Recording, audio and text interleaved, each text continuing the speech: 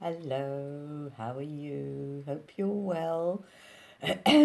Enjoying your holidays. So here we go to chapter 6. And I think the next chapter is about the training centre, where they're going to be trained at to try and survive the Hunger Games. The training centre has a tower designed exclusively for the tributes and their teams. This will be our home until the actual games begin. Each district has an entire floor. You simply step into an elevator and press the number of your district. Easy enough to remember. I've ridden the elevator a couple of times in the Justice Building back in District 12.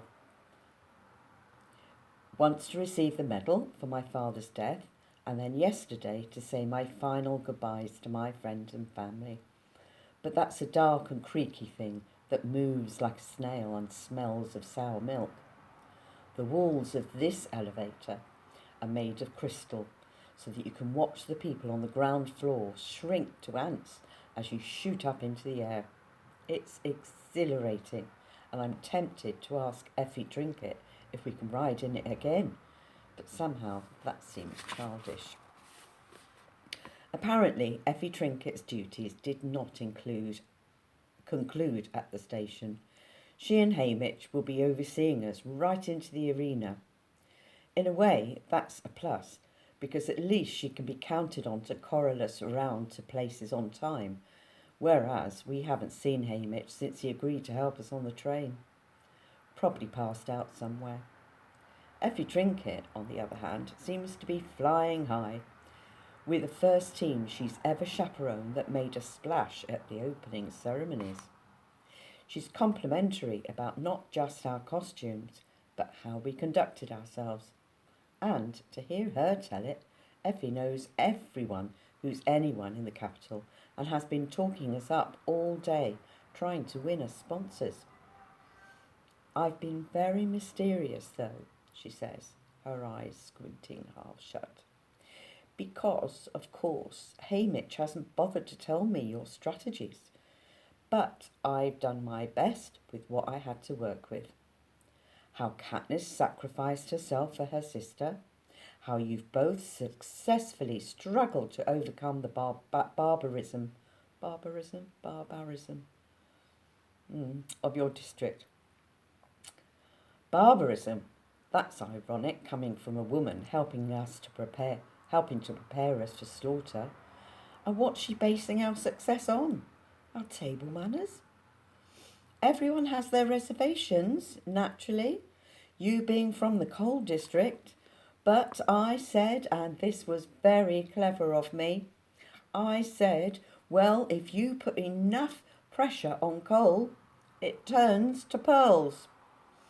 Effie beams at us so brilliantly that we have no choice but to respond enthusiastically to her cleverness, even though it's wrong. Coal does not turn into pearls. They grow in shellfish. Possibly she meant coal turns to diamonds, but that's untrue too. I've heard that they have some sort of machine in District 1 that can turn graphite into diamonds. Graphite into diamonds. But we don't mind graphite in District 12. That was part of District 13's job until they were destroyed. I wonder if the people she's been plugging us to all day rather know or care. Unfortunately, I can't seal the sponsor deals for you. Only Hamish can do that, says Effie grimly. But don't worry, I'll get him to the table at gunpoint if necessary. Although lacking in many departments, Effie Trinket has a certain determination I have to admire. My quarters are larger than our entire house back home. They are plush, like the train car, but also have so many automatic gadgets that I'm sure I won't have time to press all the buttons. The shower alone has a panel with more than 100 options you can choose. Imagine that. Regulating water temperature, pressure, soaps, shampoos, scents, oils and massaging sponges. When you step out onto a mat, heaters come on that blow dry your body. Oh, that must be amazing. Instead of struggling with the knots in my wet hair, I merely place my hand on a box that sends a current through my scalp, untangling, parting, and drying my hair almost instantly. It floats down around my shoulders in a glossy curtain. I program the wardrobe for an outfit in my taste. The windows zoom in and out on parts of the city at my command. You need only whisper a type of food from a gigantic menu into a mouthpiece and it appears, hot and steamy, before you in less than a minute. I walk around the room eating goose liver and puffy bread until there's a knock on the door. Effie's calling me to dinner. Good, I'm starving. I'm not surprised after eating goose liver and puffy bread. Ugh. Peter, Cinna and Portia are standing out on a balcony that overlooks the Capitol when we enter the dining room. I'm glad to see the stylists, particularly after I hear that Hamish will be joining us. A meal presided over by just Effie and Hamish is bound to be a disaster. Besides, dinner isn't really about food. It's about planning out our strategies, and Cinna and Portia have already proven how valuable they are. A silent young man dressed in a white tunic offers us all stemmed glasses of wine. I think about turning mine down, but I've never had wine, except the homemade stuff my mother uses for coughs, and when will I get a chance to try it again? I take a sip of the tart, dry liquid and secretly think that it could be improved by a few spoonfuls of honey. Hamish shows up just as dinner is being served. It looks as if he's had his own stylist because he's clean and groomed and about as sober as I have ever seen him. He doesn't refuse the offer of wine, but when he starts in on his soup, I realise it's the first time I've ever seen him eat. Maybe he really will pull himself together long enough to help us. Cinna and Portia seem to have a civilising effect on Hamish and Effie. At least they're addressing each other decently, and they both have nothing but praise for our stylist's opening act. While they make small talk, I concentrate on the meal. Mushroom soup, bitter greens with tomatoes the size of peas, rare roast beef sliced as thin as paper, noodles in a green sauce, cheese that melts on your tongue served with sweet blue grapes. The servers, all young people dressed in white tunics, like the one who gave us wine, move wordlessly to and from the table, keeping the platters and glasses all full. Not awful, all full. About halfway through my glass of wine, my head starts feeling foggy, so I change to water instead. I don't like that feeling, and I hope it wears off soon. How Hamish can stand walking round like this full time is a mystery. I try to focus on the talk, which has turned to our interview costumes, when a girl sets a gorgeous-looking cake on the table and immediately lights it. It blazes up and then the flames flicker around the edges a while until it finally goes out. I have a moment of doubt. What makes it burn? Is it alcohol? I say, looking up at the girl, that's the last thing what I was... Oh, I know you. I can't place a name or time to the girl's face, but I am certain of it. The dark red hair, the striking features, the porcelain white skin.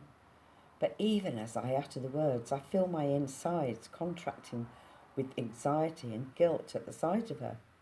And while I can't pull it up, I know some bad memory is associated with her. The expression of terror that crosses her face only adds to my confusion and unease.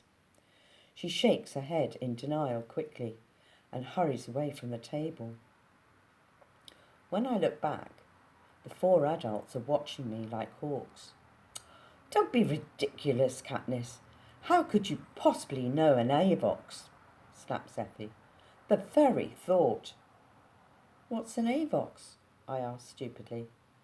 Someone who's committed a crime. They cut her tongue so she can't speak, says Haymitch. She's probably a traitor of some sort. Not likely you'd know her. But even if you did, you're not to speak to one of them unless it's to give an order, says Effie. Of course, you don't really know her. But I do know her. And now that Haymitch has mentioned the word traitor, I remember from where. The disapproval is so high I could never admit it.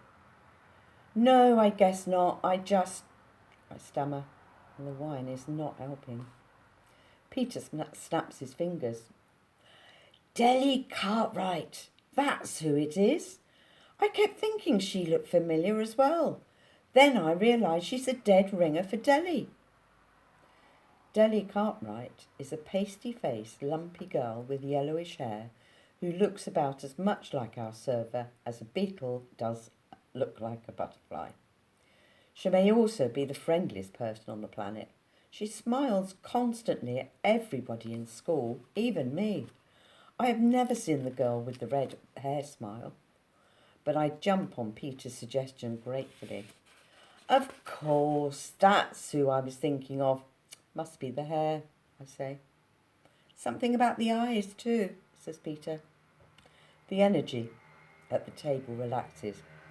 Oh, well, if that's all it is, says Cinna. And yes, the cake has spirits, but all the alcohol is burned off. I ordered it specially in honour of your fiery debut. We eat the cake and move into a sitting room to watch the replay of the opening ceremonies that's being broadcast. A few of the other couples make a nice impression, but none of them can hold a candle to us. Even our own party lets out an "ah" as they show us coming out of the remake centre. Whose idea was the hand-holding? Asks Haymitch. Cinna's, says Portia. Just the perfect touch of rebellion, says Haymitch. Very nice. Rebellion? I have to think about that one a moment. But when I remember the other couples standing stiffly apart, never touching or acknowledging each other, as if their fellow tribute did not exist, as if the games had already begun, I know what Haymitch means. Presenting ourselves not as adversaries, but as friends, has distinguished us as much as the fiery costumes. Tomorrow morning is the first training session. Meet me for breakfast and I'll tell you exactly how I want you to play it, says Haymitch to Peter and me. Now, go get some sleep while the grown-ups talk. Peter and I walk together down the corridor to our rooms. When we get to my door, he leans against the frame, not blocking my entrance exactly, but insisting I pay attention to him. So, Deli Cartwright, imagine finding her look-alike here. He's asking for an explanation, and I'm tempted to give him one. We both know he covered for me. So here I am in his debt again. If I tell him the truth about the girl, somehow that might even things up. How can it hurt really? Even if he repeated the story, it couldn't do me much harm. It was just something I witnessed. And he lied as much as I did about Deli Cartwright. I realise I do want to talk to someone about the girl. Someone who might be able to help me figure out her story. Gale would be my first choice, but it's unlikely I'll ever see Gale again. I try thinking if telling Peter would give him any possible advantage over me, but I don't see how. Maybe sharing a confidence will actually make him believe I see him as a friend. Besides, the idea of the girl with her maimed tongue frightens me. She has reminded me why I'm here. Not to model flashy costumes and eat delicacies, but to die a bloody death while the crowds urge on my killer. To tell or not to tell? My brain still feels slow from the wine. I stare down the empty corridor as if the decision lies there. Peter picks up on my hesitation. Have you been on the roof yet? I shake my head. Cinna showed me. You can practically see the whole city. The wind's a bit loud, though. I translate this into no one will overhear us talking in my head. You do have the sense that we might be under surveillance here. Can we just go up? Sure, come on, says Peter. I follow him to a flight of stairs that lead to the roof. There's a small dome-shaped room with a door to the outside. As we step into the cool, windy evening air, I catch my breath at the view. The Capitol twinkles like a vast field of fireflies. Electricity in District 12 comes and goes. Usually only have it for a few hours a day. Often the evenings are spent in candlelight. The only time you can count on it is when they're airing the games or some important government message on the television that it's mandatory to watch. But here there would be no shortage, ever. Peter and I walk to a railing at the edge of the roof. I look straight down the side of the building to the street, which is buzzing with people. You can hear their cars, an occasional shout, and a strange metallic tinkling. In District 12, we'd all be thinking about bed right now. I asked Cinna why they let us up here. Weren't they worried that some of the tributes might decide to jump right over the side? Says Peter. What did he say? I ask. You can't, said Peter. He holds out his hand into seemingly empty space. There's a sharp zap and he jerks it back. There's some kind of electric field throws you back onto the roof. Always worried about our safety, I say. Even though Cinna has shown Peter the roof, I wonder if we're supposed to be up here right now, so late and alone. I've never seen tributes on the training centre roof before, but that doesn't mean we're not being taped. Do you think they're watching us now? Maybe, he admits. Come see the garden. On the other side of the dome, they've built a garden with flower beds and potted trees. From the branches hang hundreds of wind chimes, which account for the tinkling I heard. Here in the garden on this windy night, it's enough to drown out two people who are trying not to be heard. Peter looks at me expectantly. I pretend to examine a blossom. We were hunting in the woods one day, hidden, waiting for game, I whisper. You and your father, he whispers back. No, my friend Gail. Suddenly all the birds stopped singing at once, except one, as if it were giving a warning call. And then we saw her. I'm sure it was the same girl. A boy was with her. Their clothes were tattered. They had dark circles under their eyes from no sleep. They were running as if their lives depended on it, I said. For a moment I'm silent as I remember how the sight of this strange pair, clearly not from District 12, fleeing through the woods immobilised us. Later, we wondered if we could have helped them escape. Perhaps we might have, or concealed them. If we'd moved quickly, Gail and I were taken by surprise, yes, but we're both hunters. We know how animals look at bay. We know the pair were in trouble as soon as we saw them, but we only watched. The hovercraft appeared out of nowhere, I continued to Peter. I mean, one moment the sky was empty, and the next it was there. It didn't make a sound, but they saw it. A net dropped down on the girl and carried her up. Fast, so fast, like the elevator. They shot some sort of spear through the boy. It was attached to a cable, and that hauled him up as well. But I'm certain he was dead. We heard the girl scream once. The boy's name, I think, and then it was gone. The hovercraft vanished into thin air, and the birds began to sing again. as if nothing had happened. "Did they see you?" Peter asked. "I don't know. We were under a shelf of rock," I reply. But I do know. There was a moment after the bird call, but before the hovercraft, where the girl had seen us. She'd locked eyes with me and called out for help, but neither Gail nor I had responded. "You're shivering," says Peter. The wind and the story have blown all the warmth from my body. The girl's scream. Had it been her last? Peter takes off his jacket and wraps it round my shoulders. I start to take a step back, but then I let him, deciding for a moment to accept both his jacket and his kindness. A friend would do that, right? "They were from here?" he asks, and he secures a button at my neck. I nod. They'd had that capital look about them, the boy and the girl. "Where do you suppose they were going?" he asks. "I don't know that," I say. "District 12 is pretty much the end of the line.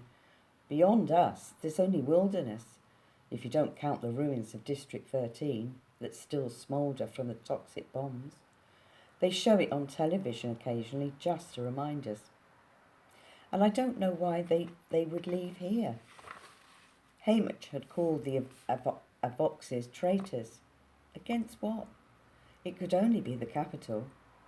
But they had everything here. No cause to rebel.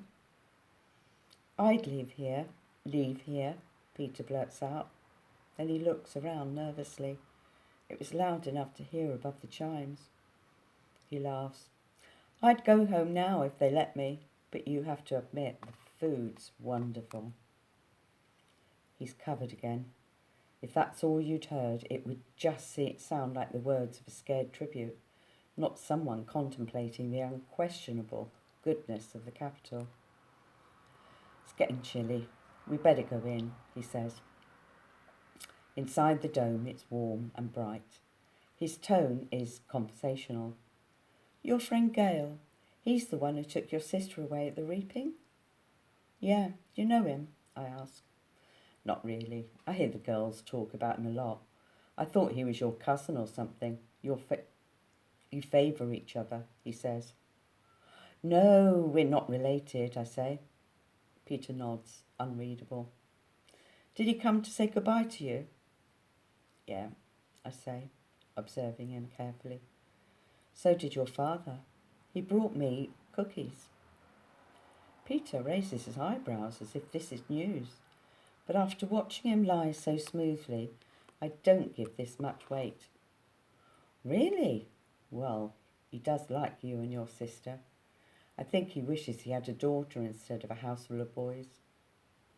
The idea that I might ever have been discussed around the dinner table at the bakery fire, just in passing at Peter's house, gives me a start. It must have been when the mother was out of the room. "He knew your mother when they were kids," says Peter.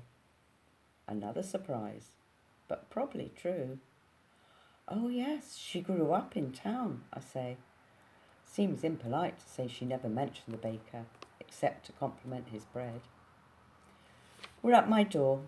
I give him his jacket. "See you in the morning then." "See you," he says, and walks off down the hall. When I open my door, the red-haired girl is collecting my unitard and boots from where I left them on the floor before my shower. I want to apologise for possibly getting her into trouble earlier, but I remember I'm not supposed to speak to her unless I'm giving her an order. "Oh, sorry," I say. "I was supposed to get those back to Cinna. I'm sorry. Can you take them to him?" She avoids my eyes, gives a small nod, and heads out of the door. I'd set out to tell her I was sorry about dinner, but I knew that my apology runs much deeper, that I'm ashamed I never tried to help her in the woods, that I let the capital kill the boy and mutilate her without lifting a finger, just like I was watching the games. I kick off my shoes and climb under the covers in my clothes. The shivering hasn't stopped. Perhaps the girl doesn't even remember me, but I know she does. You don't forget the face of the person who was your last hope. I pull the covers up over my head as if this will protect me from the red-headed girl who can't speak. But I can feel her eyes staring at me, piercing through the walls and doors and bedding. I wonder if she'll enjoy watching me die. Oh, it's a sad story, isn't it? Oh, imagine living in a world like this. Weird, isn't it? Glad it's not real.